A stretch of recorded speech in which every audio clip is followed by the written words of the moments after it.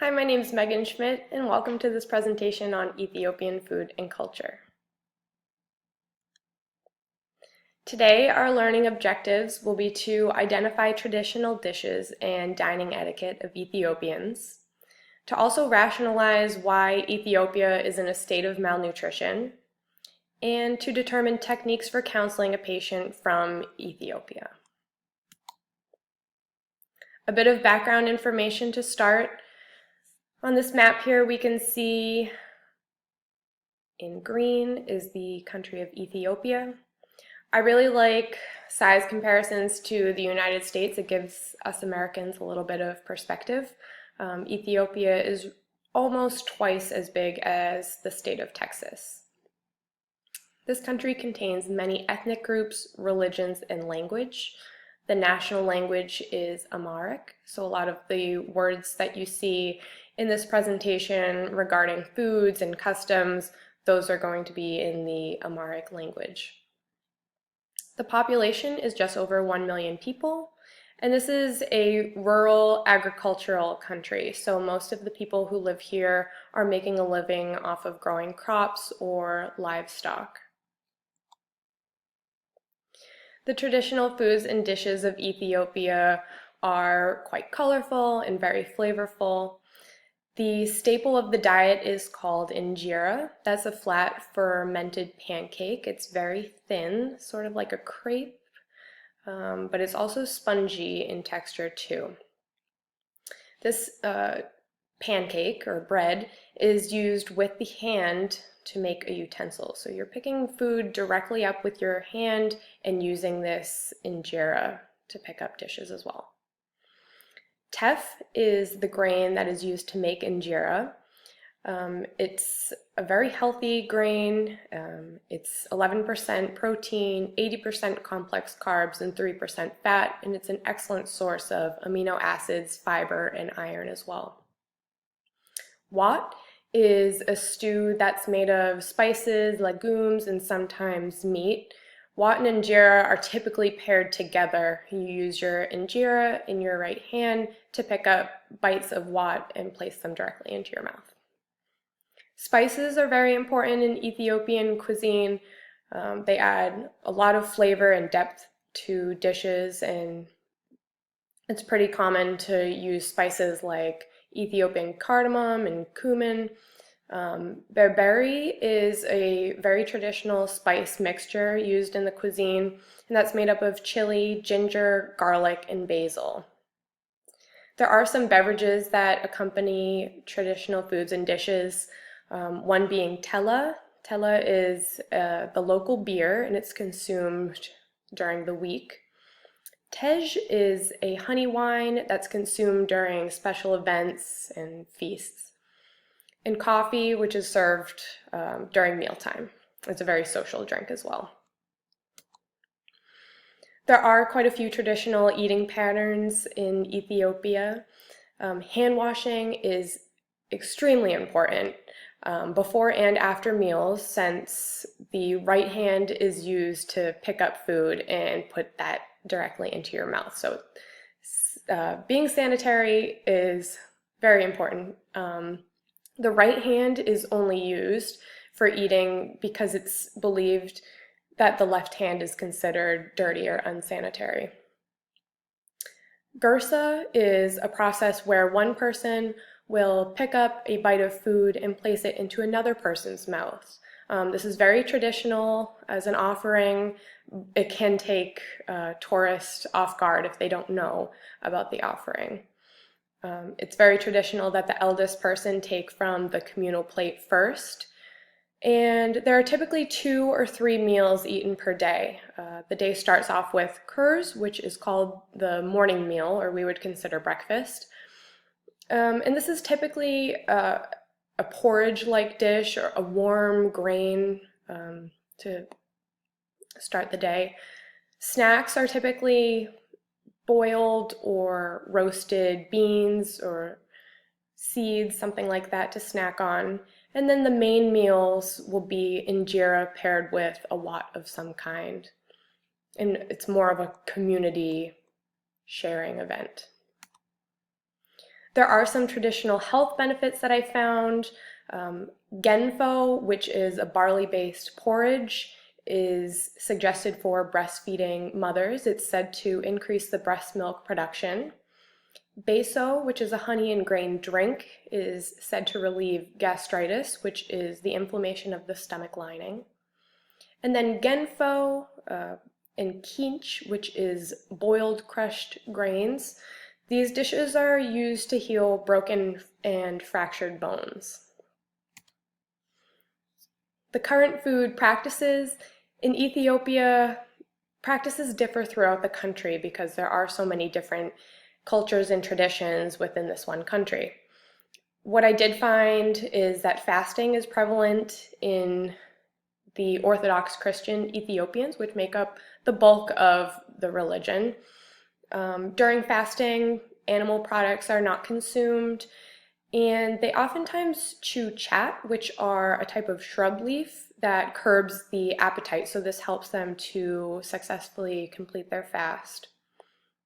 Malnutrition is quite prevalent in Ethiopia.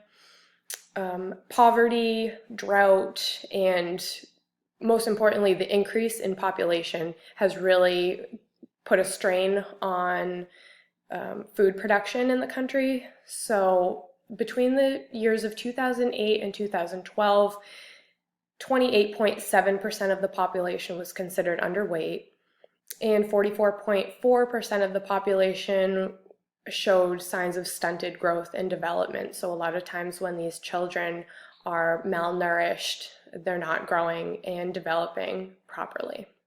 They're not getting enough nutrients in order to do so. Meanwhile, in the United States, Ethiopian immigration became much more prevalent in the 1980s when there was political unrest in Ethiopia. Since then, there's been an increased popularity in Ethiopian cuisine. We see more restaurants opening up in metropolitan areas where there's more population and diversity. Ethiopian dining offers a unique experience, really centered in sharing, in communal dishes, and a social event. I mean, the food is excellent as well, but it's really a sharing experience. In the United States, teff as a grain is not as popular, so injera is either made with teff if it's available or substituted with wheat flour. Some perspectives in the field of nutrition. As a future professional, it's important to not only learn the variety of cultures in the country of Ethiopia, but cultures around the world. It's important so that we don't offend anybody and that we can create an open communication with our clients in the most appropriate way. It's really important when considering Ethiopians to not put them all in one category because there are so many different ethnic groups, religions, and languages that exist within the country. So really being open-minded that one person can belong to several different groups or different combinations of religion and language and ethnicity, or they may derive from a specific tribe within the country. So being open-minded as a professional is key. Some nutrition concerns that I would have meeting with someone who either lives in or has immigrated from Ethiopia would definitely be whether or not that person is exhibiting signs of malnourishment.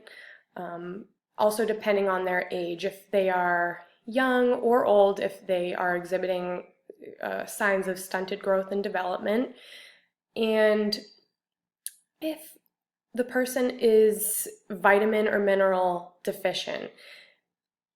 The diet of Ethiopians is very grain and cereal crop based. A lot of complex carbohydrates, proteins that come from beans and legumes, but we're not seeing a variety of fresh fruits and vegetables. If there are vegetables, a lot of the time they are cooked into a wat or one of the stews, But fresh fruit is not wildly available. Fresh fish is not typically transported into the country. It is a landlocked country. And while some livestock is consumed, um, it's not a basis in the diet like a standard American diet. So what's lacking in the variety and the abundance would definitely be a concern to me. If they are living in America, I would definitely increase that variety while still allowing them to eat their traditional dishes. I would like to see some increase in vitamin and mineral varieties within their diet. And then there are some cultural components to consider. Like I said, each group within Ethiopia has very different traditions and patterns, but it's important to note that typically Ethiopians are very courteous, formal in their introduction with a handshake and direct eye contact. But they're not quick with their introductions, and I think that this is really important when meeting a client for the first time. They like to speak about their family and their traditions and their beliefs, and I think that this could be helpful as a nutrition professional to really get a better understanding of your client and to see what they enjoy and what makes up their daily life in order to make a routine that works best for them and works for their family, with still keeping with tradition. What's also important to note is there could be a potential language barrier. The younger students in Ethiopia are learning English in their primary and secondary schools, but the elders in Ethiopia may not be speaking English or fluent English, so there may need to be an interpreter present to keep the communication lines very open. Thank you so much for joining me in this presentation. I hope that you learned something about the Ethiopian food and culture. If you have any questions or anything that you'd like to add, please feel free to do so in the comment section down below. Thank you.